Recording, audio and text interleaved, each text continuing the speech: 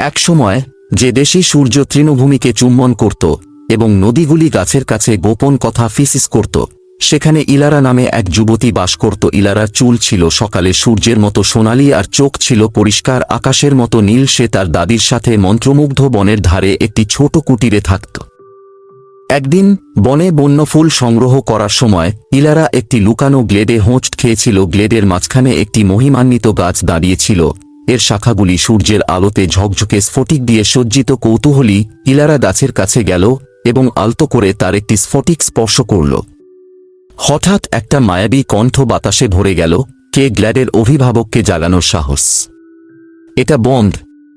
চমকে গেলেও নিরুৎসাহিত হয়ে ইলারা উত্তর দিল, আমি ইলারা, আর মানে কোনো ক্ষতি নেই, আমি শুধু এই বিমোহিত স্থানটির সৌন্দর্য খুঁজি।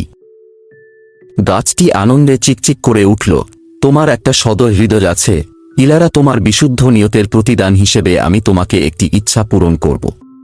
ইলারা কথা বলার আগে অনেকক্ষণ ভেবেছিল, আমি সবকিছুর মধ্যে সৌন্দর্য দেখার ক্ষমতা কামনা করি, এমনকি অন্ধকারতম স্থানেও। গাছটি মাথা নেড়ে সোনালি আলোর ঝরনা দিয়ে তার ইচ্ছাকে মঞ্জুর করল। সেই মুহূর্ত থেকে ইলারা নতুন চোখ দিয়ে পৃথিবী দেখেছিল। ফুলগুলি আরও প্রাণবন্ত বলে মনে হয়েছিল, পাখির গান আরও মিষ্টি শোনাচ্ছিল, এমনকি ছায়াগুলিও একটি লুকানো সৌন্দর্য ধরে রেখেছে। সময়ের সাথে সাথে ইলারার উপহারের খবর বহুদূরে ছড়িয়ে পড়ে এবং রাজ্যের সমস্ত কোণ থেকে লোকেরা তার জ্ঞান এবং নির্দেশনা খুঁজতে আসে। কিন্তু তার নতুন খ্যাতি থাকা সত্ত্বেও ইলারা তার আশেপাশের লোকদের আনন্দ দেওয়ার জন্য তার উপহার ব্যবহার করে নম্র এবং সদয় ছিলেন। একদিন রাজ্যে নেমে এল এক মহা অন্ধকার। একটি ভয়ঙ্কর ড্রাগন ভূমিকে আতঙ্কিত করেছিল। এর জেরে ধ্বংস হয়ে গিয়েছিল, লোকেরা ভয়ে বাস করত এবং আশা হারিয়ে গেল। তার লোকেদের সাহায্য করার জন্য দৃঢ় সংকল্পবদ্ধ ইলারা বনের কেন্দ্রস্থলে প্রবেশ করেছিল, যেখানে ড্রাগনটি তার আস্তানা তৈরি করেছিল শুধুমাত্র তার সৌন্দর্য দেখার উপহার দিয়ে। সশস্ত্র হয়ে সে তার হৃদয় সাহসের সাথে ড্রাগনের মুখোমুখি হয়েছিল।